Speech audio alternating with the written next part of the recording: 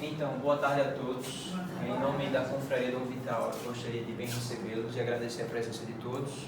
Fico muito feliz que o número total de pessoas seja expressivo para essa sala e seja também expressivo em relação ao número de pessoas que nós tínhamos no evento inaugural. Então, fico muito honrado, imaginando que aqui eu seja desconhecido para praticamente todos aqui presentes, e fico também muito feliz em nome da Confraria de recebê-los.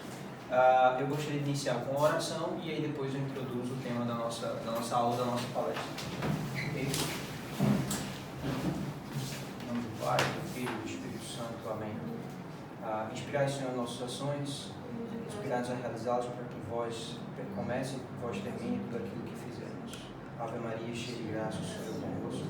Bendita sois vós entre as mulheres e bendito é o fruto do vosso ventre, Jesus. Santa Maria, Mãe de Deus, rogai por nós, pecadores, agora e na hora de nossa morte. Amém. Em nome do Pai, do Filho e do Espírito Santo.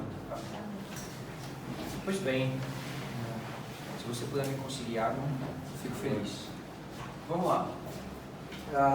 O título da nossa palestra é O Quarto Cálice. Né? Se algum de vocês já leu este livro, então saberá claramente daquilo que eu estou falando. Existe um estudioso leigo da teologia católica, da teologia cristã, chamado Scott Hahn, e ele escreveu esse livro. Scott Hahn. E ele escreveu esse livro. Esse livro era antes uma palestra, uma aula que ele dava muitas vezes. Ele é, se não me engano, doutor em teologia, já era doutor em teologia antes mesmo de se converter ao catolicismo, e ele tinha essa palestra que ele chamava de O Quarto Cálice. Obviamente ele é americano, então o nome original é em inglês, The Fourth Cup, mas fiquemos mesmo com O Quarto Cálice. Então, depois de muitos anos, ele foi persuadido a escrever esse livro e contar essa história. E por que eu decidi inaugurar o meu hall de palestras? Vocês verão que depois de algum momento, talvez 2 ou 3 palestras, se vocês aqui me acompanharem, verão que eu trarei temas muito diversos daquilo que nós encontraremos aqui. Mas a princípio eu tinha esse interesse porque nós católicos conservadores hoje incorremos em uma grande, em alguns pontos, não todos, porque no meu caso eu sou um católico conservador, não tenho um problema com isso. Existe um certo dissenso em relação à missa. Então, se o rito tridentino ele é superiormente válido ao rito novo, né, o rito de Paulo VI, como as pessoas chamam, etc. Então, isso a gente vai aqui no Quarto Cálice, a gente vai de algum modo remontar as origens do que um dia se tornou a Santa Missa. E veremos como o ritual da Santa Missa é preservado até o presente momento. Então, você que provavelmente teve o primeiro contato com a Santa Missa já nesse rito novo, celebrado após o Concílio Vaticano II, verá as semelhanças que ele tem, não somente com a celebração da Santa Ceia de Nosso Senhor Jesus Cristo, onde ele institui a Santa Eucaristia, como também com o ritual da Páscoa dos judeus, que é o que acontece naquele momento em que Nosso Senhor Jesus Cristo celebra a Páscoa com os 12, e termina na verdade com os 11, porque Judas sai voando. Então, você vai encontrar essa transformação da celebração de um sacrifício, da transformação de um sacramento. Porém, a estrutura e a essência do que a gente chama, e os judeus chamam de seder, não é alterada. Ela é, na verdade, como ele mesmo diz, eu não vim para derrubar a lei de Moisés, eu vim para dar total plenitude à lei de Moisés. A mesma coisa acontece porque parte da própria lei de Moisés é a instituição do rito da Páscoa. E isso acontecerá com Jesus. E nessa narrativa, que também conta a história da conversão de Scott Hahn, de um calvinista a um católico, nós compreenderemos como a validade do rito da Santa Missa permanece. Nós compreenderemos isso. Esse é o que eu espero, ao final dessa palestra, que nós tenhamos isso compreendido. E que as brigas, de preferência, as brigas entre as trincheiras católicas sejam postas de lado. Ok? E que traz a divisão ao diálogo. Mas vamos lá. Então, a primeira coisa que nós podemos utilizar como um ponto de partida nessa história é a própria história do Scott Hahn. Scott Hahn, calvinista, na sua trajetória de pastor, né, cientista pastor para ele, o culto a Deus é um culto intelectual. Então, no belo dia, ele está lá assistindo o culto dele, participando do serviço religioso na igreja dele, e o pastor vai narrando a história do sacrifício do nosso Senhor Jesus Cristo na cruz. E no momento que Jesus chega no alto da cruz, ele fala: tudo está consumado. E essa é a principal pergunta que vocês devem se perguntar agora. O que está consumado? Esse o que não precisa daqui. Consumado. O que está consumado? A primeira resposta de Scott Hahn e a de vocês provavelmente deve ter sido: don't worry, não se preocupe não. Então, a primeira pergunta de Scott Hahn, a primeira resposta de Scott Hahn foi: é óbvio que a nossa salvação está consumada. Mas se você vai até Paulo, Paulo diz que a nossa salvação foi consumada no momento que nosso Jesus Cristo ressuscita. Houve dentro dentro do primeiro período, durante o primeiro período da igreja antiga, da igreja primitiva, uma disputa sobre isso. Se Jesus era de fato Deus, então, se Jesus não era Deus, e ele não assumiu, e ele não era homem também ao mesmo tempo, no momento que ele assume, se ele não assumiu a nossa humanidade, essa humanidade não foi redimida no momento em que ele ressuscita. Então, o argumento de Santo Atanásio prescinde naturalmente da percepção de que pela ressurreição do nosso Senhor Jesus Cristo é que nós somos salvos. E Santo Atanásio está falando isso ecoando o ensinamento de Paulo. Foi com Cristo morremos, com Cristo ressuscitamos e com Cristo nós somos salvos. Ora, se não é a nossa salvação que está consumada, o que está consumado? No alto da cruz, em que nosso Senhor Jesus Cristo, ele toma, e aí se você for buscar esse verso em João, ele disse: eu tenho sede. E havia ali vinagre, o soldado espeta a esponja embebida em vinagre no galho de sopo, no ramo de sopo. Jesus bebe do vinho ou do vinagre e ele diz: tudo está consumado, e entrega o Espírito. Esse é o verso de João. O verso de João é bem mais simples. Então, prestem atenção nisso. Vinagre em francês é vin aigre, vinho azedo. Então Jesus bebe vinho, certo? Então, Scott Hahn, na tentativa, durante muitos anos, na tentativa de responder esse problema, aqui se inicia a trajetória do que viria a ser a conversão de Scott Hahn, quando ele vai em busca dessa pergunta: o que estava consumado no alto da cruz? Então ele percebe, ele vai começar a rastrear tudo o que está em torno daquilo ali, tudo o que está em torno do momento da morte de nosso Jesus Cristo. E ele sabe que tudo começa com a Páscoa. Era a Páscoa dos judeus, obviamente. E essa Páscoa dos judeus era a celebração da aliança. Uma das coisas que o próprio Scott Hahn, da antiga aliança, obviamente, porque aqui, no ponto em que nós estamos do tempo, nós já vimos essa aliança, nós cristãos, vimos essa aliança como uma nova aliança. Para os judeus, essa aliança nunca existiu. Eles ainda celebram a antiga aliança. E aí aqueles que já algum conhecimento que vocês tiverem do contato, especialmente com os vídeos e as aulas do Padre Paulo Ricardo, será muito útil aqui. Por quê? O próprio Scott Hahn, como eu falei, ele protesta contra essa ideia de falar Novo e Antigo Testamento. Era muito mais interessante que nós classificássemos os textos dentro da Bíblia pelos textos da Antiga Aliança, sagrada por Deus junto com Moisés e o povo, e a Nova Aliança, sagrada por Jesus e o povo, ou a humanidade inteira. Então, essa Antiga Aliança era celebrada em Jerusalém. E a celebração dessa Antiga Aliança seguia uma série de princípios específicos. Obviamente, ela tem que ser celebrada em Jerusalém. O sacerdote, no templo, celebraria o ritual. Vocês lembram da história da Arca da Aliança? Que a Arca da Aliança some. Conhece essa história? A Arca da Aliança, a tampa com os 2 querubins.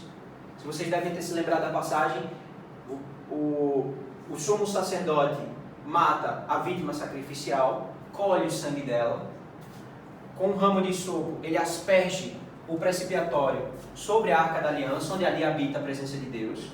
O sangue impuro da vítima sacrificial, que representa o pecador, ele morre no lugar do povo pecador de Israel, esse sangue impuro é aspergido sobre a presença do precipiatório, onde Deus está.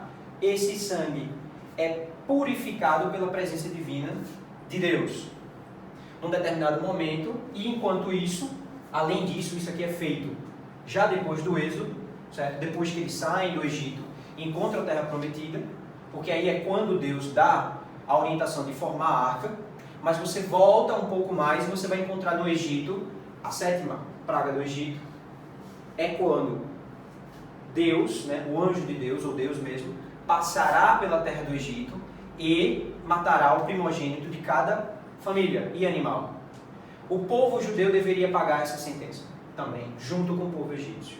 Porém, Deus oferece ao povo judeu uma oportunidade de livrar-se do pagamento desse pecado, ou seja, o quinhão do pecado é a morte. Então, aqui fica muito, muito claro. O pecado tem como paga a morte. Porém, Deus é misericordioso. Ele oferece uma espécie de preço de resgate, como se fosse uma fiança. Em inglês existe uma palavra para isso, é ransom. A pessoa paga o dinheiro, tira ela de dentro da cadeia, eu pago o dinheiro e ela não precisa mais morrer. Você paga, dá alguma coisa em troca, ela não precisa mais morrer. Então, como é que você deveria celebrar isso? Essa ceder. Preparava-se os pães ázimos 7 dias antes. Todo o fermento era colocado para fora da casa. Quem comesse naqueles 7 dias antes, também começa a nossa Páscoa no domingo de Ramos. 7 dias antes, não se come pão com fermento. Se você comer pão com fermento, se comer pão com fermento naqueles 7 dias, você está apartado de Israel. Só essa transgressão já faz com que a Páscoa para você seja inválida. Então a salvação que vem para Israel não vem para você. Os pães ázimos, então o fermento é colocado para fora. 7 dias antes inicia a preparação desses pães. E aí escolhe-se um cordeiro ou um filhote de um bode. Então um cordeiro, lembre-se de João, eis o cordeiro de Deus que tira o pecado do mundo. Um cordeiro sem mácula ou defeito, ok? Sem defeito. Como esse cordeiro seria assado? Então ele é morto de modo que os seus ossos não sejam quebrados. Usa-se um tipo de madeira e ao assar o cordeiro, uma das varas vai de maneira longitudinal e a outra transversal sobre o cordeiro, de maneira que ele fica de fato crucificado. E usa essa madeira muito seca para que a água liberada pela madeira no ato da queima, nem ela mesma cozinhe a carne dele, mas ele seja de fato assado pelas chamas ou pelas brasas, certo? Então a própria forma, você começa a perceber que a forma como ele é assado lembra a crucificação de nosso Senhor Jesus Cristo, certo? E ao mesmo tempo o fato de que nenhum dos seus ossos é quebrado para que ele realmente seja assado. Isso também lembra o momento em que João observa que nenhum dos seus ossos foi quebrado, que o chão treme e o soldado não consegue quebrar as pernas de Jesus. Todas essas semelhanças o Scott Hahn vai observando muito rapidamente. Ervas amargas, para lembrar a provação e as dificuldades que eles viveram na terra do Egito, e a carne do cordeiro, basicamente é isso. Depois de um certo tempo, é adicionado na tradição da ceder 4 cálices de vinho. Então, a ceder vai ser celebrada na seguinte ordem. Primeiro, canta-se o pequeno Halel. Halel. Canta-se o pequeno Halel. Quando canta-se o pequeno Halel, essa palavra aqui, em inglês até hoje, os ingleses falam Hallelujah. Hallelujah. Que quer dizer, dá glória a Deus. Então, Halel é um salmo, o pequeno Halel é o salmo 13, certo?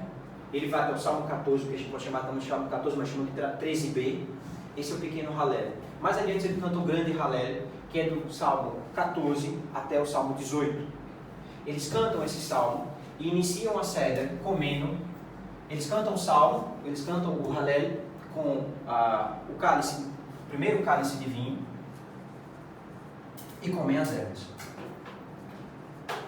Depois, o presidente da ceia, o presidente da Seder, ele conta a história da Páscoa. Ele conta tudo, né? Como aconteceu lá Moisés no Egito, o faraó não queria liberá-los, e aí Deus vai fazer a passagem pela terra, então tem que matar o cordeiro, derramar o sangue, aspergir o sangue nas tramelas das portas e das janelas, etc. Está aqui. Ele vai fazer tudo nos cantos das portas, vai fazer tudo. Ele conta essa história e as pessoas presentes na Seder podem fazer perguntas e aí o presidente responde. Então, vem esse ato de lembrança, de memória. Tem esse momento de perguntas e respostas. E eles tomam um segundo cálice. Depois de um terceiro momento, que seria o momento principal, em que eles comem da carne do cordeiro. Eles comem da carne do cordeiro.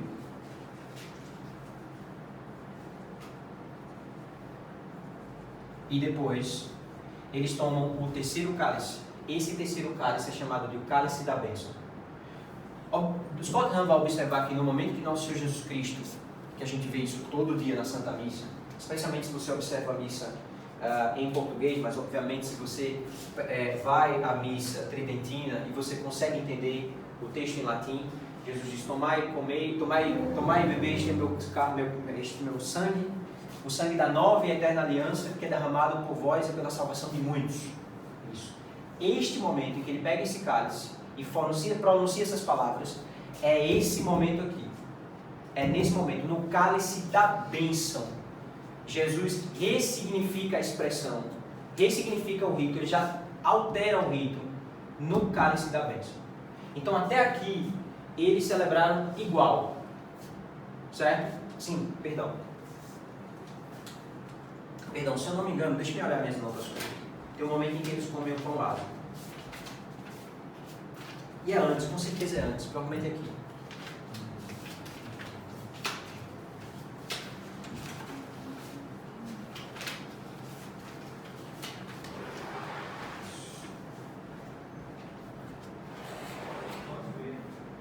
O prato com ervas, a narrativa da Páscoa, a sessão das perguntas e respostas, o pequeno Halel.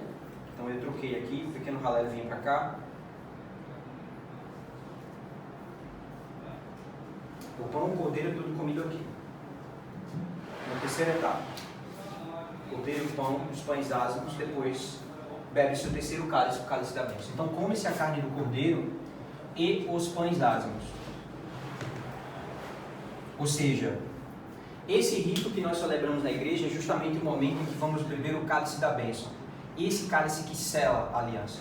Né? Na verdade, só o ato de comer das ervas, especialmente dos pães ázimos e da carne do cordeiro, já era o suficiente para selar a aliança na antiga aliança, ou para reproduzi-la. E aqui toma-se o cálice, o terceiro cálice, que é chamado o cálice da bênção. Quem presta atenção nas várias liturgias sacramentais que são celebradas, você vê que frequentemente, ou vez por outra, a expressão o cálice da bênção é utilizada. Ok? Eu que não tenho o grande hábito, eu não tenho o hábito grande de ir à missa, né, tridentina, então eu percebo isso muito porque praticamente todo ano eu escuto todas aquelas orações da liturgia sacramental, aquelas várias versões, oração eucarística primeiro, segundo, terceiro, etc. Na quarta etapa da Seder, que é o ponto culminante, é a canção do grande Halel. Eu coloquei isso aqui, você que está anotando, tira isso daqui, certo? Então é feita uma bênção especial aqui, uma bênção especial de abertura para a Seder, canta-se aqui o pequeno Hallel, que é o pequeno Aleluia, certo? E lá na quarta etapa nós teremos a canção do grande Hallel, que eu falei, são salmos de 14 a 18. Canta-se o grande Aleluia, ou o grande Hallel, tanto faz, que pode ser chamado também de o grande louvor, se você preferir. Os salmos de 14 a 118, está aqui, é só olhar. E bebe-se o cálice da consumação. Tem cadeiras aqui na frente, podem sentar, fiquem à vontade.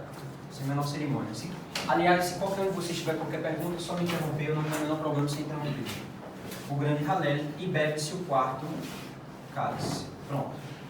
Aqui você já encontra o quarto cálice, que é o que está no título dessa aula que foi anunciado por nós. Este é o quarto cálice.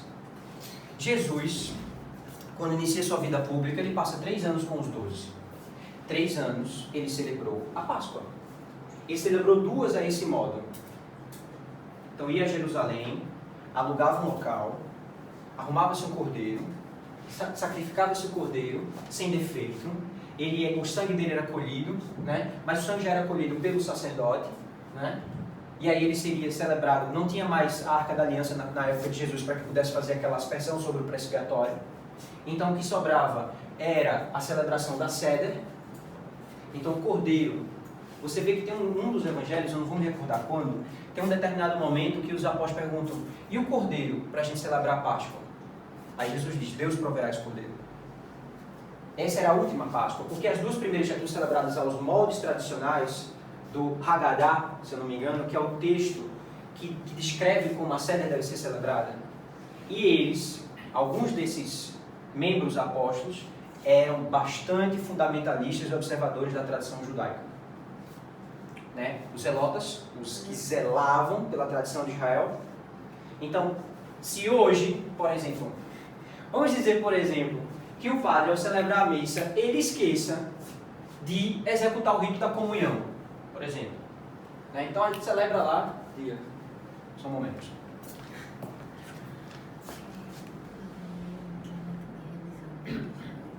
Pode ser. Eu não sei se eu consigo, não. Posso tentar fazer isso. Bom, para aqueles que chegaram agora, né?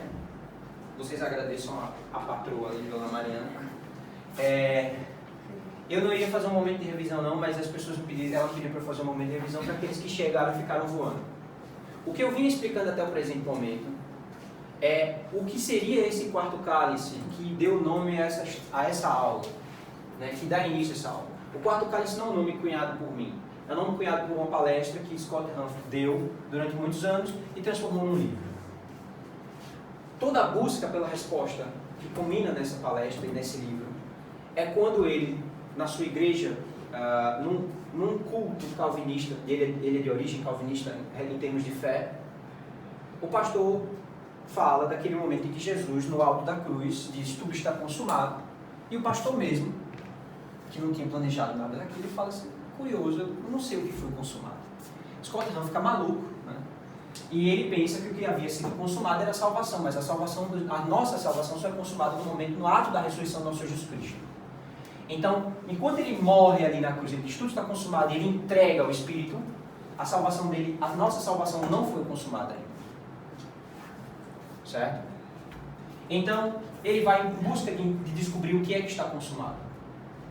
Nessa busca, ele primeiro começa a aprofundar os seus estudos na compreensão do que é o ritual da Páscoa dos judeus, da antiga aliança. E essa Páscoa era celebrada pelos judeus através de uma ceia, de um banquete sacrificial, chamado Seder. Ok? Ele tinha detalhes específicos. No caso, os pães ázimos, cuja preparação era feita já 7 dias antes da celebração da Páscoa. O cordeiro, que deveria ser sem mácula, jovem, que no momento em que, na forma como ele era morta, nenhum dos seus ossos eram quebrados. Colocando um modo silencioso. Ok, deixa pra lá. E esse cordeiro, quando ele era assado, utilizava-se uma estrutura, eles passavam a vara de maneira longitudinal e transversal sobre o corpo do cordeiro para que ele não tivesse os ossos quebrados. Relembrando o momento em que nosso Senhor Jesus Cristo é posto sobre a cruz também, nesse momento. As ervas amargas simbolizam o período de dificuldade, isso aí, lá no Êxodo você vê isso, né? O período de dificuldade e privação que eles passam na terra do Egito, o povo judeu. Os pães ázimos, porque eles saem às pressas. E o cordeiro deve morrer, porque o povo de Israel também deve pagar com a própria vida, né? Não exatamente a própria vida, porque Deus não quer matar, e aí isso aqui não necessariamente é algo comunicado pelo Scott Hahn, mas é algo já das minhas observações. Deus não mata o povo, não mata o pai, não mata a mãe, ele mata o primogênito, porque seria o futuro daquele povo. Então, uma das grandes mensagens contidas nesse episódio é que, e o Scott Hahn de algum modo fala disso, é que esse pecado, ele sacrifica o futuro do povo. Então Deus vem ceifar o futuro do pecador. Então, para que isso não aconteça, então eles celebram esse ritual, matam os cordeiros, né? Pegam ramos de sopo e aspergem, né? As bordas das portas, né? Eu ia chamar de soleira, mas os portais, obrigado. E das janelas também. E assim, e eles devem ter comido a Páscoa, né? Eles devem comer do cordeiro, o pão, ervas e cordeiro, eles devem pegar a carne do cordeiro, pelo menos do tamanho de um grão de oliva, né? Do tamanho de uma oliva, né? Do tamanho de uma azeitona. Se assim o fizeram, então o cordeiro morreu em lugar daquele primogênito daquela família que deveria morrer. Inclusive os animais de posse daquela família. Isso é uma coisa interessante, veja. Isso está dentro do ritual do nosso Senhor Jesus Cristo. Se você come da sua carne, você tem parte com Ele. Então existe aqui uma espécie de mistério transcendental eu detesto ter que falar duas palavras da mesma raiz, que vai além da noção material do consumo da matéria, do consumo da comida. Então, por exemplo, o que Deus está fazendo entender aqui é o seguinte: se alguém há de morrer, este animal, este cordeiro há de morrer, e eu comi da sua carne, no ato da sua morte, parte de mim morre com ele. Então, se Jesus, que pode todas as coisas, pega o pão e diz: este é o meu corpo, e se eu como do corpo do nosso Senhor Jesus Cristo, como Paulo mesmo diz, com ele morremos, com ele ressuscitamos. Então existe uma dimensão transcendental no ato de se comer a matéria, tanto do cordeiro, porque o cordeiro morre, você morre com o cordeiro, e aqui simbolicamente você morre para o pecado. O próprio Deus diz que não é que Ele queira o sacrifício de animais ou de humanos, o que Ele quer é um coração contrito, né? Então Ele quer a morte do coração pecador, Ele não quer a morte do pecador em si. Então essa é a morte simbólica que Ele espera. Mas de algum modo, fisicamente sim, você morre junto com o cordeiro, da mesma forma que de algum modo, tanto fisicamente quanto espiritualmente, o cristão morre com o nosso Senhor Jesus Cristo e ressuscitará com Ele. Então, esse ato de comer é porque, observem, se eu como algo que é cheio de gordura, por exemplo, essa gordura passa a ser constitutiva do meu corpo. Mas não era do animal que eu comi? Bom, ovos, por exemplo, né? Ovos. Tem gordura, tem proteína. E a partir do momento que eu digiro aquela comida, ela é assimilada pelo meu corpo. E aí, essa gordura, essa proteína, ela pertence ao meu corpo ou pertence ao corpo do ovo? Ou da galinha, ou de qualquer outra coisa? Então, o que era parte de alguém, agora se torna parte minha, dentro de mim, pelo ato do próprio processo digestivo. Então não parece algo absurdo você vê essa fusão da matéria dos dois elementos. Então é isso que acontece. A ceia é celebrada desse modo. Depois, alguns anos na tradição, os 4 cálices de vinho são adicionados. Um dos argumentos utilizados pelos próprios estudiosos da palavra, né, dos escribas, etc., daquela época, que era para alegrar o coração do homem. Né? Beber vinho para alegrar o coração do homem é outro verso bíblico. E aí ele é celebrado em 4 etapas. E essas 4 etapas são observadas por nosso Senhor Jesus Cristo nos seus 2 primeiros anos em que ele convive com os apóstolos. Quando chega no 3º ano, que é o ano, né, em que ele será elevado e crucificado, quando ele bebe esse cálice, ele pega o cálice, isso está registrado nos 3 evangelhos sinópticos. Ele diz: em verdade vos digo que não beberei do fruto da videira, até que o reino de Deus esteja totalmente manifesto, ou esteja no reino do meu Pai, etc, etc. ele para você que não fará isso. Certo? Então, pra gente que não conhece o ritual judeu, passar batido. Tá nem aí, você... Ok, né? Tudo bem, sou humana, né? Beleza. Aí o que eles fazem? Eles saem e vão pro Getsemane. Getsemane? Sim. Eles vão pro Getsemane, porque eu troco os nomes, tá? Gólgota, Getsemane, é um pouco de confusão. Eles vão pro Getsemane cantando um hino. Então, embora eles não tenham, Jesus tenha decidido não completar o ritual da Seder, eles seguem com o roteiro. E aí nosso Senhor Jesus Cristo vai lá no Getsemane, qual é a oração que ele faz para o Pai? Senhor, se for possível que faça passar de mim este cálice, mas que não seja feita a tua vontade, mas a minha. Certo? 3 vezes, se não me engano, ele reza isso. Não faça a minha vontade, mas a minha. Obrigado. E aí, quando chegam os soldados do sumo sacerdote para prender nosso Senhor Jesus Cristo, que Pedro puxa a espada, parte para cima, ele manda Pedro colocar a espada na bainha, ele diz, acaso não deverei tomar o cálice que meu Pai me der? Veja, nosso Senhor Jesus Cristo continua falando do cálice, ainda ao passo que a morte dele se aproxima. Então o Scott Hahn vai perceber que lá em cima, né, tem um outro momento, se eu não me engano, quem fala disso é Marcos. Eu vou apagar, tudo bem? Então, vou apagar só esse lado de cá.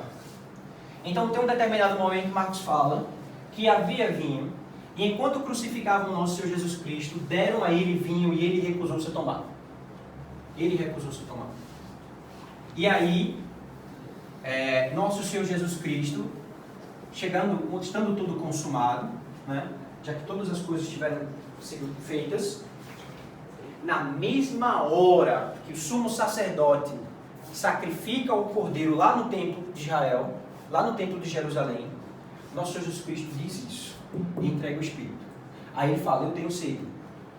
E aí, como eu falei para vocês, vinagre, vinho azedo, em francês a própria palavra no português vem do francês, vin aigre, vem, traz com um ramo de suco. João é o único que observa. É uma coisa interessante, né? Dos 11, 10 deram no pé. Só ficou Jesus, só ficou João e Maria, tá? Então o único relato, né, de testemunho ocular é o de João. E ao que as coisas dão a entender, é o que o relato de João ele é escrito após os outros 3 relatos, né? Se bem que há de se convir que talvez Lucas tenha sido escrito depois de João.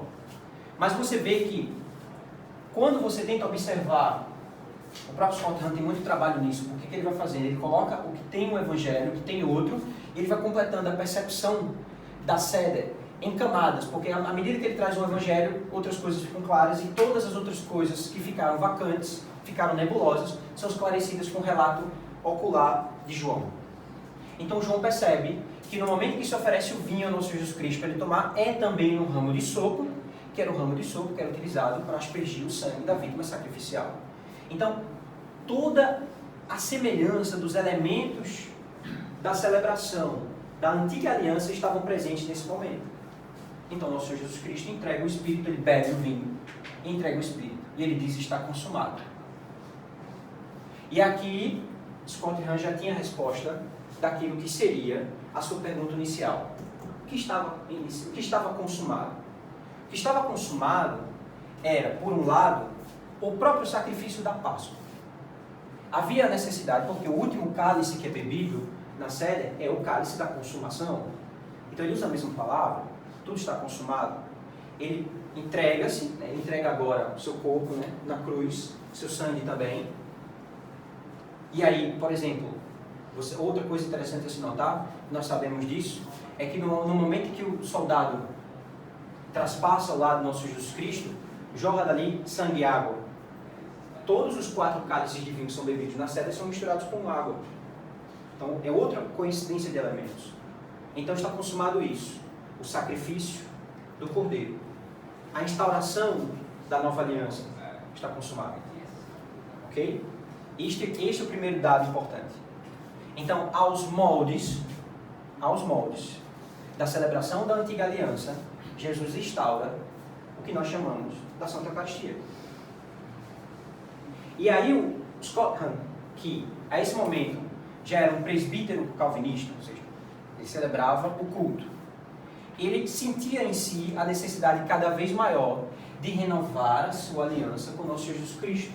Porque ele sabia lá dos evangelhos que aquela mensagem do nosso Senhor Jesus Cristo, fazer isto em memória de mim, e o próprio Paulo exortava que Jesus, nossa Páscoa, foi imolado, então celebremos agora a nossa Páscoa, não com o pão, se não me engano, o pão da inveja, da intriga, né? Mas com o pão da sinceridade, da verdade.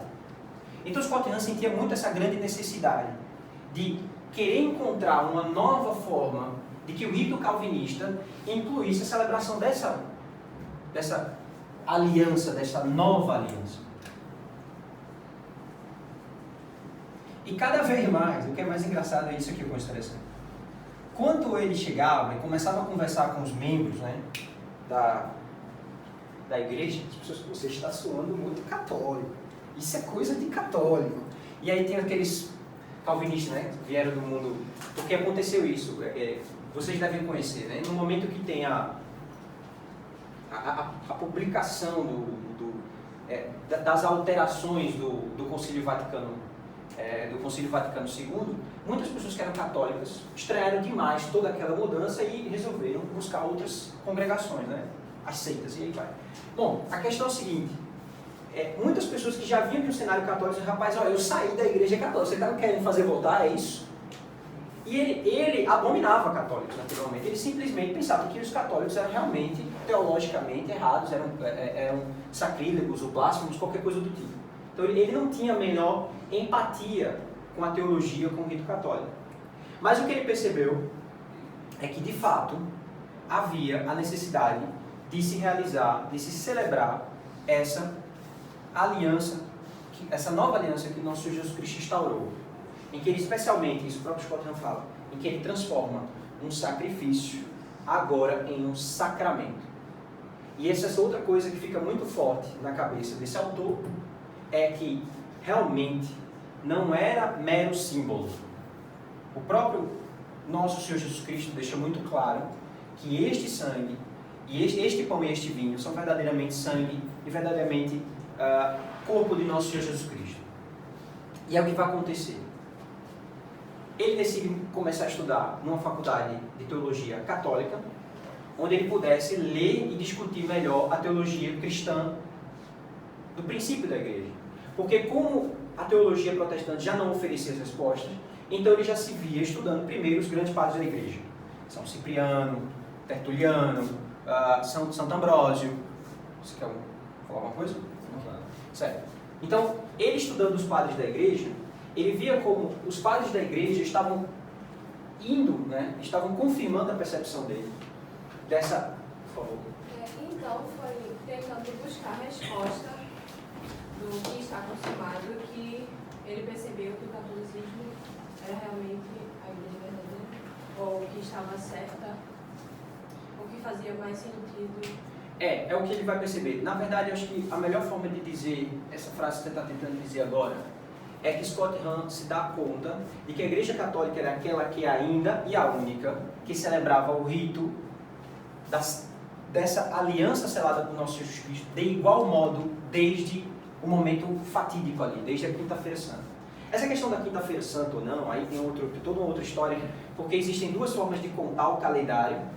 Independente de como você contar o calendário, tudo se inicia na terça-feira e vai culminar lá na sexta-feira, tá? Então, essa data da Santa Ceia, na quinta, é uma coisa que foi decidida pela igreja, vai ficar na quinta, beleza. Então, quem tinha mais propriedade para escolher. Mas só esse fato, porque um dos argumentos aqui, pega no Senhor Jesus Cristo, prende, leva para o sumo sacerdote, aí leva para Pilatos, aí leva para Herodes, aí volta para Pilatos, aí vai matar o pobre coitado, pronto. Então, essas indas e vidas, elas fazem mais sentido quando você conta o calendário da Páscoa, e aí tudo começa na terça-feira e vai culminar lá na sexta-feira, né? Porque dá tempo de o pessoal ir a pé, viu, gente, né? Não é na moto não, tá? Não tem a Uber não. Então, tem que levar o cara e debaixo de porrada muitas vezes o que já complicava o cara conseguir andar. Então assim, não era uma tarefa simples. Então, dependendo de como você conta, isso não tem problema, mas uma coisa ficou evidente. Ele percebeu, olha, não dá para ser cristão sem celebrar essa aliança, essa nova aliança. sem celebrar em memória de nosso Jesus Cristo. Segunda coisa, ele é forçado a ir lá no ritual da igreja católica, porque o cara vai para a faculdade e diz assim, olha, ele tem hora que ele fala assim, eu não estava pronto para comer o pão e tomar o cálice com os católicos, mas eu estava preparado pelo menos para estudar a Bíblia com eles. E aí ele vai, né, e dentro dessa acho que é Market, o nome da faculdade, dentro dessa faculdade que é a igrejinha, ele decide ir para a igrejinha. Quem leu o Banquete do Cordeiro do Scott Hahn tem essa noção, porque justamente esse ponto é ali basicamente onde ele começa a história. Então tudo isso que acontece antes está contado nesse livro. Infelizmente, provavelmente não há em português. E ele fica abismado porque ele percebe não só a pureza do ritual em relação não ao ritual judaico, mas àquele ritual novo instituído por nosso Jesus Cristo, semelhante ao ritual judaico. É uma coisa interessante. E aí por isso que eu falei no começo daqui da nossa aula, que eu acho muito importante que essas... E aí aquela coisa do Alan no nosso evento inaugural, as pessoas ficam brigando por palavra, né? A saia vai até aqui, o véu é a cor, né? Aí o rito tridentinho, o rito novo, não sei o quê. Você fala o seguinte, o rito novo, ele preserva a estrutura pascal da ceder judaica e a estrutura pascal da ceder que nosso Jesus Cristo celebra. Então, o próprio Scott Hahn reconhece isso. Não há qualquer menção de que Scott Hahn tenha testemunhado pela primeira vez um rito latino, um tridentinho. Até porque o pobre coitado não falava latim. Ele no máximo desenrolava um gregozinho ali. Certo? Então ele provavelmente testemunhou o rito de Paulo VI, que as pessoas aqui, nós chamamos aqui de rito de Paulo VI. E ele vê que ele é composto em 4 atos. Logo no primeiro ato tem a bênção, o glória. Depois tem o ato da lembrança, com os textos, primeiro o texto, um tirado, geralmente, né? Não sempre, mas um tirado do Antigo Testamento, o Salmo e o Evangelho, né? A segunda leitura é o Evangelho. Então, não tem mais as perguntas e respostas, mas tem a homilia do presidente da celebração. Aí inicia-se a liturgia sacramental, que é a terceira etapa, em que vamos comer da vítima sacrificial, o pão ázimo e a carne da vítima sacrificial. E vamos beber o cálice da bênção, que é justamente onde Jesus altera a principal parte das coisas. E aí nós vamos comungar nosso Senhor Jesus Cristo no rito final. Então essa divisão em 4 atos, essa estrutura pascal, especialmente os a próxima aula que eu gostaria de dar, não sei quando vai ser, seria justamente sobre o quanto, né, a gente começa a perceber, que a gente vai ter que perceber o seguinte, que esse ritual que é realizado aqui, ele tem uma dimensão divina.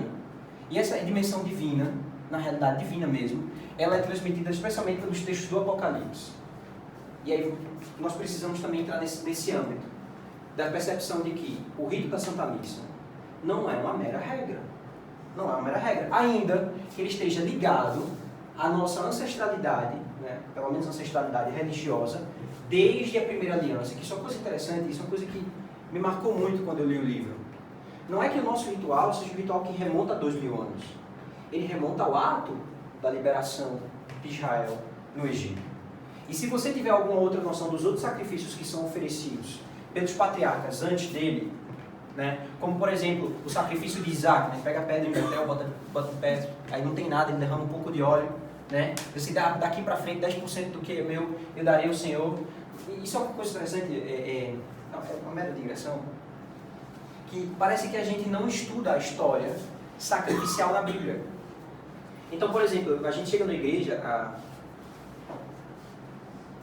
igreja lá em Campo Grande, a igreja de onde eu sou originário, é que assim, vamos fazer a oração do dizimista. Tão horror isso, gente. Vocês têm noção de tão horror isso? A oração de dizimista. Porque existe um negócio chamado lavagem cerebral, né? Então você pega a mão do cara, lê um textinho, em que ele é forçado a dizer em primeira pessoa o que ele vai agir depois. Isso é indução, minha gente.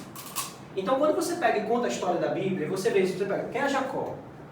A tradução do nome Jacó era usurpador, né? O cara nasceu segurando Esaú pelo calcanhar, né? Aí ele não fazia nada, boa vida, não saía da tenda. Esaú que era, né? Ia para o deserto, ia para o mato, trazia a caça, né? Então o homem forte, o homem da casa, o homem provedor de uma família idosa, né? Era Era Esaú.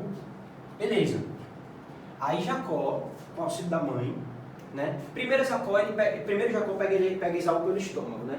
Ele faz Esaú abdicar sua primogenitura, né? Em troca do prato de comida. Depois, com o auxílio da mãe, ele consegue a bênção paterna. E Deus é fiel a essa bênção, então Esaú perde a primogenitura, passa de fato para Jacó, e Jacó foge de casa, porque Esaú ia matar ele. Indo para a casa do seu tio, se eu não me engano, Lot, alguém me corrija se eu estiver errado, ele dorme em Betel, com uma pedra debaixo da cabeça. E aí ele sonha com o céu se abrindo, e os mensageiros de Deus, os anjos, anjo em grego, mensageiro, subindo e descendo aquela suposta escada.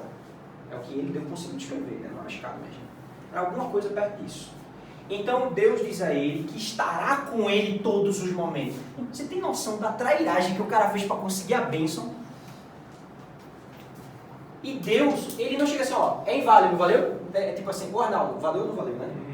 Não teve consulta ao VAR, entendeu? O que teve foi o seguinte, Deus permanece fiel, embora ele seja injusto.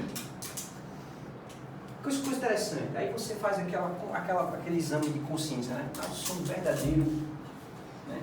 FDP. E aí você começa a observar a sua volta o quanto nosso Senhor Jesus Cristo, Deus, inunda a tua vida de graças, apesar de todas as mazelas. E aí, o que é que Jacó sabia que estava... Ele não estava em condição de pedir nada, entendeu? Então ele tinha que dormir realmente com a pedra debaixo da cabeça ao relento. E aí Deus manda aquela mensagem para ele, né? Então ele pega, levanta a pedra, bota lá e não tinha nada, tinha óleo, tu pega e derrama um óleo ali. Então, se Deus está comigo verdadeiramente até o último dia da minha vida, então 10% de tudo que eu tenho pertence ao Senhor. Meu filho, tem catequese melhor do que essa para você dizer a uma pessoa que você tem que dar o dízimo? Você precisa realmente de oração, de oração do dizimista? Ou você precisa fazer a pessoa se enxergar em Jacó? Bom, de todo modo, esse é um momento importante de um sacrifício, né? Em que não havia uma vítima sacrificial como Melquisedeque, não fazia ofertas com vítimas sacrificiais, mas com pão e vinho, já relembrando esse momento do sacrifício do nosso Senhor Jesus Cristo, apesar de que o sacrifício do nosso Senhor, acho que muito mais lembrando o nosso sacrifício da Santa Missa, e aí se alguém discordar, por favor, me corrija, porque aqui são mais elucubrações que eu venho fazendo, articulando os pontos. Acho uma coisa interessante, né? A gente não dá aula só para poder falar, a gente tem que dar aula também para poder conseguir pensar aquilo que a gente está estudando. Então, e aí a gente remonta também, né, naturalmente, ao sacrifício, ao quase sacrifício de Isaac, né, pelo seu pai, Abraão, e o próprio sacrifício de Abel, que agrada ao Senhor. Ele sacrifica, se não me engano, ele sacrifica um cordeiro vistoso, bonito, né, saudável, e ele depois é morto pelo irmão, pela sua inveja. Então, e aí é quando a teologia da Igreja Católica acerta muito dizer que nosso Senhor Jesus Cristo está em cada vítima sacrificada desde a fundação do mundo. Né? Isso você que estava esperando tanto que eu começasse a falar do René Girard em algum ponto da minha palestra, o René Girard tem um livro chamado, né, A Revelação das Coisas Ocultas, as Coisas Ocultas desde a Fundação do Mundo. Né? Isso é um verso em Lucas especialmente, porque ele é um dos momentos do Evangelho. Ele diz que no momento em que ele foi levado, ele atrairá para todos para si e revelará as coisas ocultas desde a fundação do mundo. Essa coisa oculta desde a fundação do mundo, que é revelada no ato do sacrifício do nosso Senhor Jesus Cristo, segundo René Girard, é o sistema sacrificial perverso da humanidade. Então, e aí aqui é uma outra longa digressão, mas porém interessante, porque do mesmo modo que a gente pode estudar o sacrifício do Cordeiro e o sacrifício do nosso Jesus Cristo no âmbito teológico, o René Girard é um intelectual de grande monta, ou de larga envergadura, porque ele vai perceber as consequências histórico-evolutivas e também sociológicas da percepção do sacrifício de uma vítima inocente como um sistema regulador da paz e da ordem de uma sociedade, e de como, e aí a conversão do René Girard entra na brincadeira, de como a morte do nosso Senhor Jesus Cristo esvazia toda a fertilidade desse processo dentro dessa dimensão socio-histórica e evolutiva. Então, se vocês estiverem curiosos, eu vou tentar descrever as coisas em linhas gerais. Eu tenho quanto tempo, Jefferson, de palestra já? Você tem mais 5 minutinhos para a gente focar. Excelente, acho que é excelente. Excelente, então, citar o René Girard. Então, o René Girard, ele vai entender o seguinte. Ele vai entender que, motivados pela inveja, as pessoas podem passar a se antagonizarem. Então, elas disputam coisas entre si. Pela inveja, vamos dizer assim, Jefferson, advogado, né? Já uma carreira aí já há alguns anos, então começa a ter algumas coisas interessantes e eu, né, me sinto um nada, né? Eu, quando me olho no espelho, como o próprio Peterson disse, quem mais, né? Quem mais tem razão para não te amar do que você mesmo? Você sabe o quanto você é mesquinho, você sabe o quanto você é pequeno, o quanto você é imperfeito, o quanto você mente, o quanto você manipula as pessoas. Você sabe o quanto você é preguiçoso. Então, por que você vai se amar? Né? Você é um bosta. Então, você olha o cara, pô, Jefferson, vidão aí, pá, não sei o que, família bonita, carro, preço, né? E aí você quer ter a vida igual a Jefferson, você quer ter a felicidade do cara. Você acha que ele é feliz, você quer ter a felicidade dele. Pronto. E aí você acha que os meios para obter a felicidade de determinada pessoa é ter as coisas que ele tem ou levar o estilo de vida que ele leva. Então aí a própria tem aquela música, tem uma música que diz assim,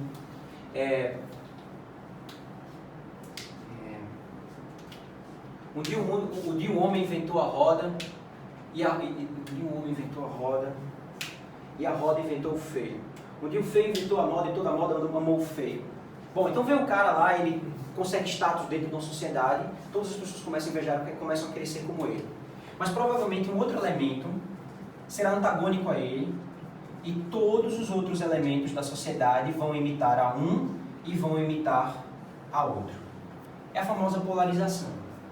Nesse ato de polarização, pode-se iniciar aquilo que o René Girard chama de uma escalada para os extremos, em que a ordem social vai a colapso pelo confronto dessas várias facções. Eu acho que isso é uma coisa que fica muito clara na Rússia comunista, com os vários cores de exército que entram em choque, eles trucidam verdadeiramente a família real, a russa, mas todo o status quo, toda a ordem social ela eclode por causa dessa disputa.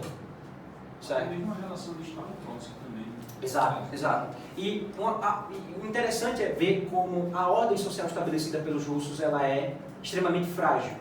Por quê? O próprio René Girard diz isso. No momento que nosso Senhor Jesus Cristo diz na cruz, ele transcendentalmente ele esteriliza qualquer novo processo de fundação de ordem social através desse processo. Por quê? A sociedade aqui entra em colapso. Então, por algum motivo, eles elegem um determinado indivíduo que é, sei lá, eles tem alguma coisa aí que faz diferente dos outros. Ele é albino, ele é manco, coxo, ele é cego, entendeu? Ele tem, sei lá, alguma coisa na pele, não sei. Ó, isso aí é um amaldiçoado. Aquelas superstições. Esse cara aqui, a discórdia da gente é a presença dele, é a história do Édipo, né? O Édipo tem os pés tortos e tal. Então, a presença dele é que traz a discórdia. Então, eles começam a acreditar de fato nisso. Todos se unem finalmente para linchar, para sacrificar essa vítima inocente. E aí, eles, com a ausência desse ser, né, especialmente com a presença desse ser vivo, eles estão desunidos. Mas com esse ser morto, eles são unidos. Então eles começam a conceituar como um Deus, uma divindade. E aqui estaria a raiz do politeísmo. Só que quando o povo conta essa história, eles omitem todos os erros deles. Eles contam, exaltam o Deus, contam a história de um jeito, mas o fato deles terem chegado e matado o inocente, eles ocultam. O primeiro ato sacrificial de uma vítima inocente, cuja história é contada ao revés, em que os algozes, os criminosos, acusam-se de fato de terem matado o inocente, é essa narração aqui que a gente tem da morte, da paixão de nosso Jesus Cristo. Então, e como eu falei, para René Girard, a partir desse momento a história não pode ser mais escrita nos mesmos moldes. Isso é algo poderosíssimo, porque essa tese é realmente muito difícil de ser derrubada. Então isso aqui é uma coisa muito interessante, certo? Podemos observar isso. O próximo passo, e aí eu quero encerrar aqui, essa primeira etapa, o nosso primeiro passo seria justamente perceber, por um lado, começar a se perguntar, por um lado, o que a percepção, tanto da aliança como do sacrifício do nosso Jesus Cristo, pode nos ajudar a entender os movimentos, a evolução da sociedade, a evolução da história, mas ao mesmo tempo a perceber o quanto nós estamos histórico e espiritualmente conectados a partir da Santa Missa a uma tradição que remonta ao próprio sacrifício de Abel lá no início da humanidade. Mas especialmente entre a fundação e essa transição da primeira para a nova aliança, ou da antiga para a nova aliança, que já é, de certo modo, porque também se espera o momento da intervenção definitiva divina de nosso Jesus Cristo no futuro, de Deus no futuro, mas já é a presença da realização dessas promessas hoje. Então, veremos. Acho que a gente pode fazer a nossa pausa e depois nós daremos continuidade, até porque se eu falo muito, fica... Uma delas é o fato de que na literatura, tanto a hora como o cálice, especialmente no Evangelho de João, eles são muito sinônimos. Então, intercambiavelmente, você encontra na passagem do Evangelho Jesus, o mesmo, o narrador, no caso, o apóstolo, colocando a sua hora não era chegada, a hora, o cálice, eles muitas vezes são intercambiáveis. E uma coisa interessante do cálice ainda, presente aqui na nossa história, e na própria literatura do Scott Hahn, é como o cálice, além de ser o cálice da bênção, ele se torna também o cálice do martírio. Certo? Então, em determinado momento, Jesus, acaso podereis receber o batismo que eu vou receber e tomar do cálice que eu irei tomar? E os apóstolos dizem, sim, agora não, mas em verdade vocês irão. Então, assim, isso é o que acontece. Então, do mesmo modo que, e aí isso fica muito presente na literatura, tanto na literatura do Antigo Testamento, ou da Antiga Aliança, como da Nova Aliança, que o cálice ele tem muitos significados, o futuro, né, a bênção, a maldição, o julgamento, né, aquele que não discernir corretamente sobre o significado do sacramento, que toma sobre si a sua condenação. Em inglês a gente lê judgment, que seria julgamento, né? Deus vai lá e julga e diz assim, ó, você estava fazendo o que não devia, ou pelo menos fez com leviandade, né? Então, tomar do cálice, porque o cálice é oferecido a nós, tomar desse cálice é também determinar o teu futuro por uma escolha consciente. E o resultado desse ato de selar essa aliança, né, no momento em que você toma desse cálice, determina naturalmente o teu futuro. Para os apóstolos, beber desse cálice que foi oferecido por Jesus Cristo a eles e, por consequência, pelos próprios apóstolos aos seus sucessores, era tomar o cálice do martírio. Então, esses homens, mulheres também, abraçaram esse cálice do martírio e deram o verdadeiro testemunho da fé. Isso é uma coisa interessante, porque na literatura do Scott Hahn, no meio do livro mesmo, ele consegue fechar essa busca pelo que havia sido consumado. E ele começa a mostrar o que é a consequência desse ritual, não só desse ritual, mas desse sacramento instituído aqui, e quais são as consequências na vida da igreja e na realidade do povo a partir daí. Esse é um outro novo ponto interessante. Então, o cálice possui um profundo simbolismo para a tradição da igreja primitiva. Deixa eu dar seguimento aqui.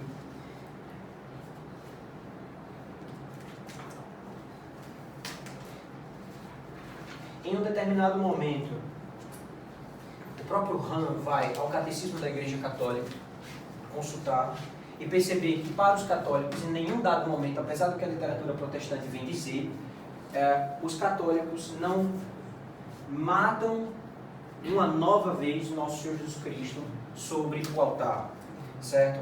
Isso é uma coisa que nunca foi ecoada, nem na literatura dos padres da igreja no início, nem ao longo de toda a história, vamos dizer assim, da literatura cristã, e também isso não vem aqui, esse catecismo que a gente tem, né, que é o Catecismo da Igreja Católica, o CIC, você não encontra isso. De modo muito simples, como perguntas e respostas, fica muito claro que o sacrifício da missa é o mesmo da cruz, nosso Jesus Cristo.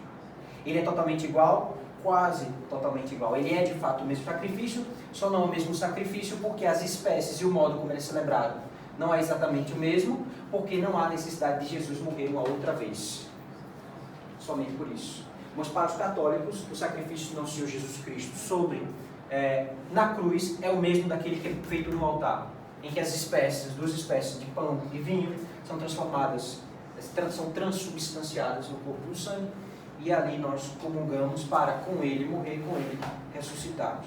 Isso foi muito forte para o Scott Hahn, porque ele só tinha acesso à teologia, não, à liturgia, qualquer informação da liturgia católica, por literatura protestante. Então, quando ele decidia as fontes, primeiro as fontes atuais, o catecismo, e depois ele vai às fontes primárias dos padres da igreja, ele descobre que isso é, na verdade, isso em inglês é assim, você pega e transforma uma pessoa no espantalho para bater nela. Você vai atacar uma pessoa, você não ataca a pessoa, você ataca o espantalho dela. Certo? É isso que fazem. Então, cria uma caricatura da igreja católica que é fácil de você bater. Entendeu? Porque se você não bater na igreja católica, na verdade, você vai dizer, rapaz, você tem certeza que você vai fazer isso, porque eles estão certos. Entendeu? Cuidado. Então, eu falei da hora, falei do cálice, de uma coisa importante. Em vários episódios, no primeiro milagre de Caná, Jesus fala, não é chegada a minha hora. A samaritana, ele diz, a minha hora está chegando. Certo? Ao curar no sábado, né, quando os mortos ouvirão a minha vez, chegará a hora quando os mortos ouvirão a minha voz, ouvirão a voz do Filho de Deus, e os que ouvirem viverão. Certo? Então, a promessa da ceder também é a promessa de arrependimento e salvação.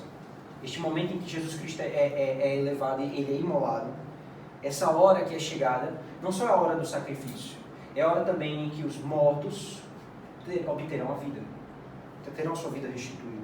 Então, essa é uma mensagem de esperança que está contida no ato da instituição desse sacrifício. E a hora que seremos um com o Pai.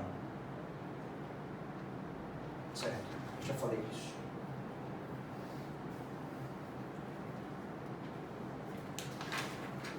Tem uma coisa interessante, que aí uma das grandes perguntas, que termina sendo uma das últimas perguntas, e aqui talvez eu pudesse encerrar com isso, assim, é como, logo depois de ter encontrado todas as relações entre o ritual católico, o ritual judaico e o ritual católico, ou o ritual instituído por nosso Senhor Jesus Cristo, a pergunta que fica na cabeça do Scott Hahn é se de fato, aquele ritual dos católicos pode ser considerado um ritual válido de memória ou de celebração da nova aliança. E aí ele esbarra num padre chamado Edward Kilmartin, e ele elenca 5 simples pontos, simplificados pelo próprio Scott Hahn, em que de fato, tanto a ceia judaica como a nova ceia, a ceia do banquete do Cordeiro, são de fato o mesmo como um banquete sacrificial e um banquete de selamento de uma aliança. Ele é um banquete litúrgico que envolve um sacrifício, tanto a ceia como a Santa Missa. É um banquete de culto, cultua-se a Deus nesse dado momento. Ele é celebrado por uma comunidade, ou pela comunidade em si. Ele é realizado no presente, mas comemora uma libertação no passado. Ao passo que espera a intervenção definitiva de Javé no futuro. Então, percebe-se, por exemplo, a percepção de uma tríade temporal. Né? A gente celebra hoje, vivendo algo que foi instituído no passado, mas que se atualizará e perpetuará a nossa esperança, que será, é uma palavra que me escapa agora para conjugar com esperança, mas que será talvez planificada, ou que será respondida, será consumada no futuro, né? com a vinda do nosso Jesus Cristo e a vitória definitiva de nosso Jesus Cristo sobre Satã ou sobre o pecado, que na vida dos santos já é a realidade presente. Né? Ok, eu acho que é isso, eu não tenho muito mais o que dizer. Eu gostaria de, na minha próxima aula, elencar o que há de interessante da percepção do Scott Hahn sobre a Santa Missa, e aí nós vamos, esse capítulo aqui se encerra, não vamos mais falar dessa origem judaica ou dessa transição de uma antiga aliança para uma nova aliança, mas vamos começar a falar da percepção de que a missa é de fato o céu na terra.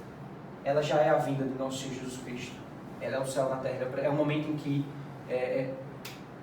ali, assim, não é uma conexão, perdão, não é uma conexão. Também não. É de fato o céu na terra. Não há conexão. Não há necessidade de conexão. Ela de fato é o céu na terra. É aquele momento em que todos estão presentes. E aí você tem as igrejas todas celebrando, o coro dos anjos, os santos, todos celebrando, a igreja penitente, a igreja militante e a igreja, qual é o terceiro título que se dá? A igreja padecente são os tons purgatórios. E a triunfante. Obrigado. Muito obrigado. E eles três celebram ao mesmo tempo. Certo? Mas de algum modo, esse ritual, ele nunca se encerra para haver uma conexão. Então, uma vez celebrado, ele é eternamente celebrado. E é uma coisa interessante, porque a nossa percepção é de que o ritual é temporal, né? Você chega lá às 7 horas, 7h30, dá tempo de tomar um sorvete para ir para casa. E as pessoas não gosto dessa missa, não gosto daquela missa. Filho, é o seguinte, é o céu na terra, tá? Não sei como é que você concebe isso aí, mas assim, é o céu na terra. E aí você fica naquela coisa da pro forma, né? Então vamos lá. Né? Vai celebrar em latim, vai celebrar em português, vai fazer isso, para a salvação de todos, para a salvação de muitos. Bom, se você considerar, a gente começando a tomar essa noção daqui, da semelhança dos ritos que nós temos na tradição da Igreja Católica, existiam vários, antes mesmo de serem unificados, rito ambrosiano, rito disso, rito daquilo outro. E aí, todos eles, antes de serem unificados, eles obedeciam essa percepção de que a Santa Ceia foi instituída aos moldes da Célia e fiel a essa alteração feita por nosso Jesus Cristo. Então isso faz com que esse sacrifício seja um sacrifício válido, porque ele é celebrado em memória de Cristo àqueles moldes. Né? E aí nós vamos ter as alterações ao longo da história. Né? Temos o rito tridentino, temos outros ritos. Esse próprio rito tridentino precisou ser, ao longo da história, apurado e trabalhado, e agora nós temos o nosso novo rito.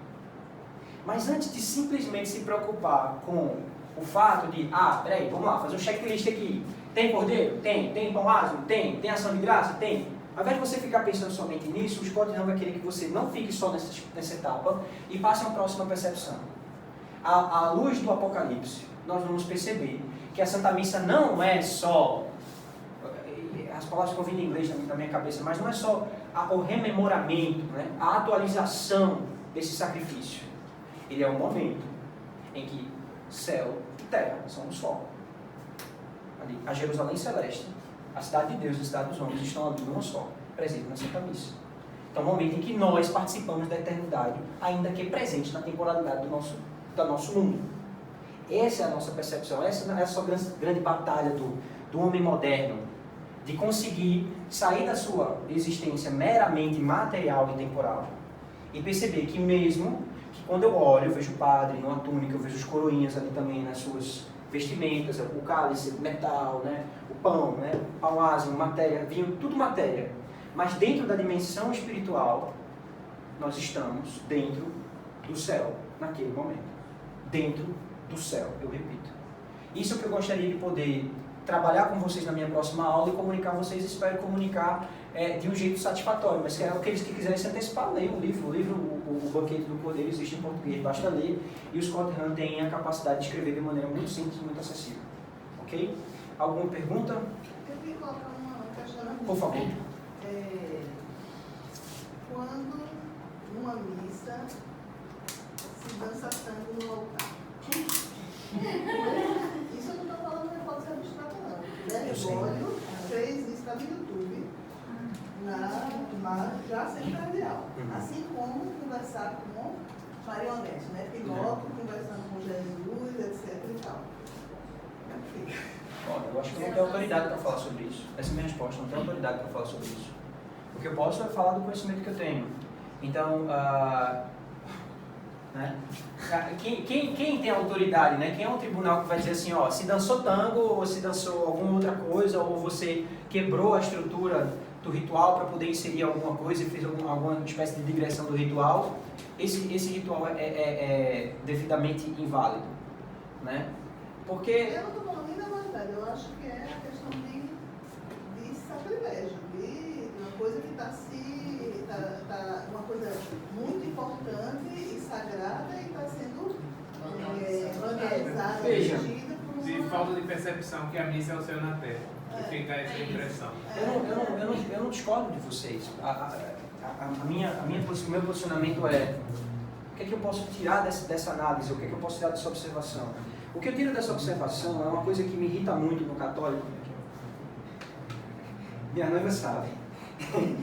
Às vezes eu estou na rua, eu dirijo uma moto, tá? Às vezes eu estou na rua, aí vê um coroinha ou jovem, porque, olha, jovem não deveria nem existir, você deveria ser criança por amor para adulto, né? Porque a pior época da sua vida é ser jovem, né? Depois você vai falar, ô jovem, não fala nem o EN do final, não consegue falar jovem. Então vai lá. Aí o cidadão, ele acha que nós temos que anunciar o Evangelho, nós temos que anunciar o Evangelho, nós temos que promulgar a Boa Nova. Aí, veja só, eu adoro o nosso Jesus Cristo, né? Nosso Jesus Cristo, chegaram para ele e falaram, você é o Messias? Ele disse, foi João Batista, né, que mandou. Os discípulos dele perguntaram a João Batista se ele era realmente o homem que ele esperava, que ele estava anunciando, já que João Batista é o último dos profetas que fecha a antiga aliança e abre nosso Jesus Cristo, né? Vem com tudo, né? E aí, ele fala, vede, os cegos vêm, os mudos falam, os coxos andam, e aos pobres é anunciada a palavra de Deus, é anunciada a boa nova. Nosso Jesus Cristo revela que ele é o Messias com fatos. Fatos! Tem gente sofrendo, né? Aquilo que o Peterson fala. Tá, tudo bem que a vida seja sofrimento, mas será que a sua existência pode fazer com que as pessoas sofram só o necessário? Existe alguma medida de sofrimento no mundo que a sua omissão faz com que as pessoas sofram mais? Ah não, mas eu vou anunciar a palavra. Aí vem 3, 4 bocó de mola, vai uma túnica, uma cruz de papelão, pesa que essa morrinha aquilo ali. Aí vem, aí tem lá com cartaz, foi por você, dá vontade de descer da moto e você dá porrada em todo mundo. Sabe por que dá vontade de você dar porrada? Porque o anúncio do Evangelho não é propaganda. Não é propaganda. Tá? Eu não sou bastião moral de nada. Padre Zé Arinaldo é muito mais. Qualquer outro padre é um bastião moral muito mais do que eu. Estou falando de ideias. Ideias. Tá? Você quer vender, como é o nome daquilo? Jequiti? Beleza, Jequiti. Você vai lá no sinal, anuncia que Jequiti vai fazer você ficar linda, vai rejuvenescer o maridão, acender a chama da paixão. Porque eu sabia. Quer anunciar o Evangelho? Vai para um asilo infeliz. Vai para um asilo, vai ver o que é um velho descartado. Vai ver que é um ser humano ser tratado como isso aqui, ó. Vai ver o que é isso. Vai ver que as pessoas sofrendo com câncer no hospital. Vai lá cuidar delas. Vai lamber as feridas feitos cachorros, lamber as feridas de laço. Vai lá lamber as feridas dos pobres. Isso é o anúncio do Evangelho. Por que eu falei disso? O nome da senhora? Margarida. Dona Margarida. Dona Margarida, eu falei disso porque a percepção hoje que existe, especialmente por causa da teologia da libertação, é de que as pessoas transformam a missa numa espécie de propaganda político ou sociológica, alguma coisa nesse nível, ideológico. Então o cara quer chegar na igreja e ele quer promulgar um corpo de ideias, porque ele quer fazer com que você engrosse determinadas fileiras de qualquer movimento social. Então a percepção de que o cara vai, nós vamos aqui instaurar o reino de Deus, nós vamos instaurar o reino de Deus na terra. Bom, o reino de Deus na terra, o reino de Deus, de algum modo já foi instaurado. No momento que nosso Senhor Jesus Cristo morre na cruz, ressuscita, vence a morte, vence o pecado, o reino de Deus, de certo modo, já é uma realidade no mundo. E ele fala, o reino de Deus está no meio de vós. Certo? Então esse reino de Deus, a gente vive ele aqui em certa medida, e lá, se Deus quiser, né, se a gente vai vergonha na cara o suficiente, a gente chega lá, com uma boa dose de misericórdia, a gente chega lá. Beleza. Mas aí, os nossos amiguinhos da teologia da libertação vão falar de justiça social. E aí, a missa se torna uma espécie de arena onde você vai fazer propaganda política ou algum tipo de propaganda filosófica. Certo? Não é filosofia, porque filosofia de verdade não se baixa a esse propósito. Entendeu? E aí as pessoas começam a pensar nisso. Então acho que esse é o problema de que ninguém chega tanto, Pinóquio, Maria, Pachamama. Eu acho que esse é o problema. A pessoa desvirtua. Não é que o ritual tenha sido necessariamente desvirtuado. Ele está lá sendo celebrado aos modos, o cara faz um hiato ali e celebra. Mas quem celebra, as pessoas que têm a intenção, o que é que elas estão fazendo? Elas estão ali de fato entregando, né, o coração, o espírito, como uma percepção de que eu vim aqui atualizar o selo desta aliança com o nosso Senhor Jesus Cristo e com Deus. Não vim fazer isso. Estou aqui fazendo política. Agora, como eu falei para você, eu acho que eu tenho autoridade para julgar, eu não acho que eu tenho autoridade para julgar. E o caso de Jacó é por causa do próprio caso de Jacó. Porque Jacó consegue a bênção paterna de Abraão, mas, não, de Abraão não, me desculpe. Isaac, obrigado. Bom, ele consegue a bênção de Isaac, mas usurpando o lugar do primogênito. Aí você diz, isso é justo? Porque segundo a tradição, o filho primogênito teria por direito isso. Aí vai lá o filho que não tem direito para receber a bênção. Aí você vai lá, Arnaldo, não valeu, não foi Arnaldo, não valeu. Eu acho que se a gente tivesse lá, e aí galera, para o vídeo aqui, para aqui a história. Valeu ou não valeu? Aí Deus vai lá, manda um sinal e diz assim, eu vou estar do teu lado. Então, eu não sei, entendeu? Porque do mesmo modo que a gente tem a obrigação de cumprir, o que eu poderia dizer, se alguém me perguntasse, eu acho que eu não gostaria de responder essa pergunta. Qual a obrigação da nossa? A nossa obrigação é celebrar a missa corretamente como leigos. Eles que são os ministros, eles têm a obrigação de celebrar a missa como ministros. Agora, até que ponto é válido? Eu não sei. E eu acho que eu não tenho autoridade para saber. Nem autoridade intelectual, nem autoridade espiritual. Eu não quero me dar esse direito de responder essa pergunta. Eu acho que eu não tenho. Tudo bem? Agora, uma coisa que eu percebo é o seguinte, missa virou slogan. E é uma coisa que o Peterson fala, quando ele pesquisou sobre a origem da palavra slogan, ele diz que slogan vem da palavra de raiz eslava, que de algum modo significa o grito de batalha dos mortos, ou canto de batalha dos mortos. Em inglês a gente chama de war cry. O soldado vai para a guerra, ataca os inimigos. Isso a gente chama de battle cry ou war cry, um grito de guerra. Então, qual a serventia que tem o grito de guerra dos mortos? Né? São ideias que já vêm mortas, que já vêm prontas. Elas não cativam as pessoas, não levam a nada. Então, a palavra de Jesus é viva. Essa palavra, né? O próprio Pedro, né? Só tu tens palavra de vida eterna. E nós, de algum modo, estamos substituindo, como o próprio Alan falou, quem esteve na palestra, né? Ele falou, fomos nós que saímos dos espaços dentro da sociedade, nos recuamos, fomos nós que paramos de estudar a filosofia, a nossa tradição, e deixamos com que outras pessoas ocupassem. Deixamos com que outras pessoas transformassem a missa, na verdade, numa espécie de propaganda política, de propaganda ideológica. Tá? Então eu vejo isso. E aí, o que nós podemos fazer? Bom, vamos conhecer a Santa Missa de novo, né? Vamos ver se a gente aprende de fato o que é Santa Missa, o que é esse sacrifício, e vamos ver se do lado piedoso também Nosso Senhor nos dá a graça de celebrar a missa verdadeiramente. Né? Pelo menos para estar lá deixando a bagunça acontecer, mas eu vim para me derramar junto com o nosso Jesus Cristo no altar. Talvez, por causa da sua presença, alguma coisa seja considerada naquele ritual. Não sei, entendeu? Mas é isso. Eu acho que essa é a minha percepção. Eu escutei do João muito significativamente interessante. E para certas missas, aí para missa é pecado. Porque você fica angustiado de estar ali observando essa Não sei. É Não sei. difícil, é complicado, né? Sabe o que eu acho? Acho que a missa é sempre válida, apesar dessas interferências. Eu não sei. Essa é uma pergunta muito boa, você encosta para dizer, Rinaldo. Sim, é questão de, sociologicamente, a impressão que o testemunho que os Fale, por favor. Não, Ele está aqui se comendo, vamos ouvir, por favor. Fica à vontade. Não, porque há que se diferenciar a ideia de validade e de licitude de missa. Né? Isso é uma coisa bem clara. Se um padre devidamente ordenado tem a intenção de fazer o que a igreja faz e o faz como a igreja determina, ou seja, diz as palavras próprias para a consagração, quais sejam, isto é meu corpo, este é o cálice da minha salvação. Quando ele diz isso, o sacramento, e com a intenção, o sacramento é devidamente realizado.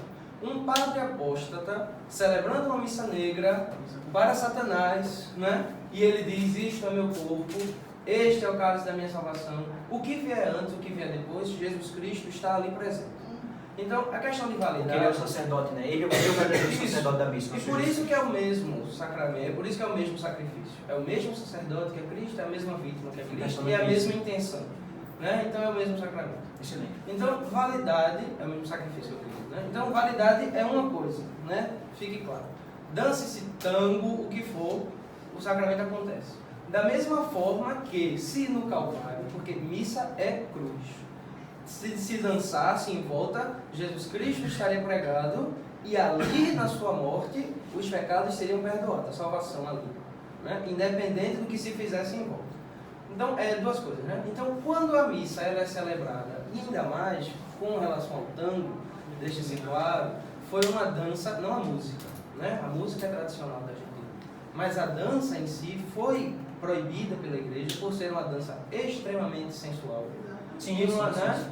Então, a partir do momento que se coloca, né, uma dança proibida, extremamente sensual, né, no altar, imagine Jesus ali, né? É como, veja, Santo Tomás de Aquino ele coloca, Santo Tomás de Aquino ele coloca no Adoro Te Demonte, né? Prestet fide suplemento sensu enfim, prestet fide suplemento sensu defectui. Pronto, tanto um ego, né? Venha a fé por suplemento, né? Sustentar o defeito dos sentidos. Então nós olhamos para a Santa Missa, não vemos ali cruz, não vemos ali Calvário, né? Nós vemos o sacramento, o pão e o vinho, o sinal visível, sensível e eficaz da graça.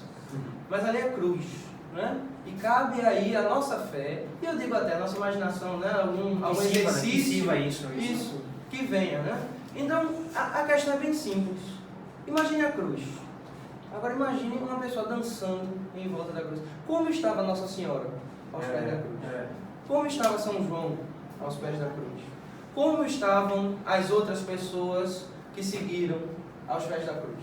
Né? Extremamente piedosas, extremamente bem vestidas, né? Claro. Extremamente comovidas também. Extremamente comovidas, porque ali é a morte do Salvador, né? Talvez ainda não tivessem a percepção, Nossa Senhora certamente, mas que ali na morte de Cristo, né, todos os seus pecados estão perdoados, né?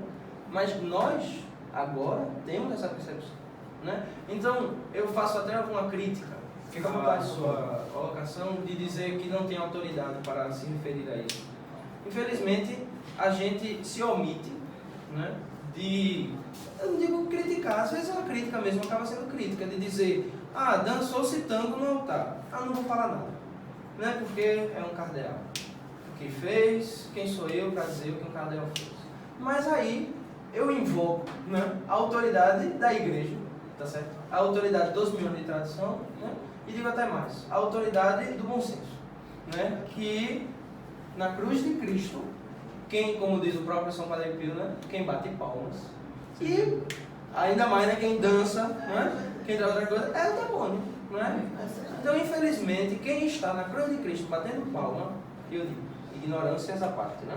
Mas conscientemente que ali é a cruz de Cristo, que conscientemente ali é a minha salvação, né? E que conscientemente ali é a maior prova de amor que Deus poderia nos dar, né? Porque eu estava conversando com ele.